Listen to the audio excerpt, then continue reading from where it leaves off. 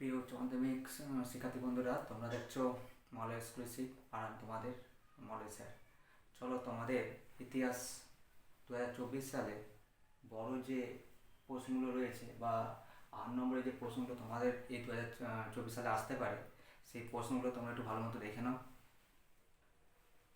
প্রথম প্রশ্নটা হচ্ছে, উপনিবেশিক ও সাম্রাজ্যবাদ বিষয়ে অপশন ও লেনিনের তত্ত্ব আলোচনা করো।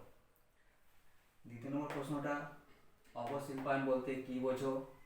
উপনিবেশিক ভারতে অবশিল্পায়ন সম্পর্কে আলোচনা করো। 3 নম্বর, চীনের চৌঠা মে আন্দোলনের কারণ ও গুরুত্ব আলোচনা করো। 4 নম্বর, জাদুঘরের সংজ্ঞা দাও। জাদুঘরের উদ্দেশ্য, কার্যাবলী ও গুরুত্ব আলোচনা করো। 5 নম্বর, ভারতে রেলপথ প্রবর্তনের উদ্দেশ্য ও প্রভাব আলোচনা করো। 6 নম্বর, ক্যান্টন বাণিজ্যের বৈশিষ্ট্য কী ছিল? এই বাণিজ্যের অবসান হয় কেন? 7 নম্বর, 1935 সালে ভারত শাসন আইনের প্রেক্ষাপট, শর্ত ও গুরুত্ব আলোচনা করো।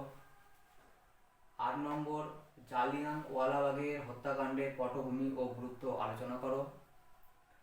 9 নম্বর, জোট নিরপেক্ষ আন্দোলন বলতে কী বোঝো?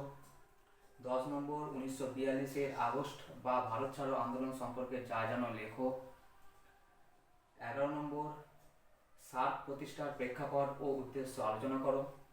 12 নম্বর, কিউবার ক্ষেপণাস্ত্র সংকট ও এর গুরুত্ব লেখো।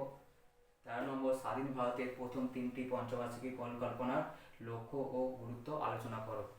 এই 13টি প্রশ্ন এবছর তোমাদের 2024 সালের ইতিহাসে খুবই গুরুত্বপূর্ণ এবং তোমরা এই 13টা প্রশ্ন যদি করতে পারো তো আশা রাখি 2024 সালে তোমাদের ইতিহাস পরীক্ষায় এই 13টির মধ্যে তোমাদের যে 5টি প্রশ্ন করতে হয় তোমরা অবশ্যই কমন পাবে। চলো আরেকবার আমি প্রশ্নগুলো বলে দিচ্ছি। 1, উপনিবেশিক ও সাম্রাজ্যবাদ বিষয়ে হবসন ও লেনিনের তত্ত্ব আলোচনা করো। 2, অবশিল্পায়ন বলতে কী বোঝো? উপনিবেশিক ভারতে অবশিল্পায়ন সম্পর্কে আলোচনা করো। 3, চীনের চৌঠা মে আন্দোলনের কারণ ও গুরুত্ব আলোচনা করো।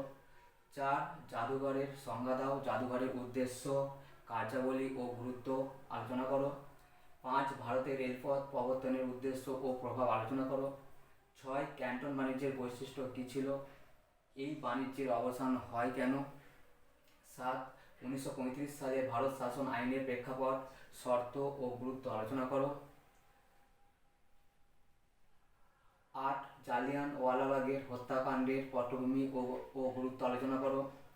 9, জোট নিরপেক্ষ আন্দোলন বলতে কী বোঝো তা আলোচনা করো। 10, 1942-এর আগস্ট বা ভারত ছাড়ো আন্দোলন সম্পর্কে যা জানো লেখো। 11, সার্ক প্রতিষ্ঠার প্রেক্ষাপট ও উদ্দেশ্য আলোচনা করো। 12, কিউবার ক্ষেপণাস্ত্র সংকট ও এর গুরুত্ব লেখো। আর 13 নম্বর প্রশ্নটি হলো, স্বাধীন ভারতের প্রথম 3টি পঞ্চবার্ষিকী পরিকল্পনার লক্ষ্য ও গুরুত্ব আলোচনা করো।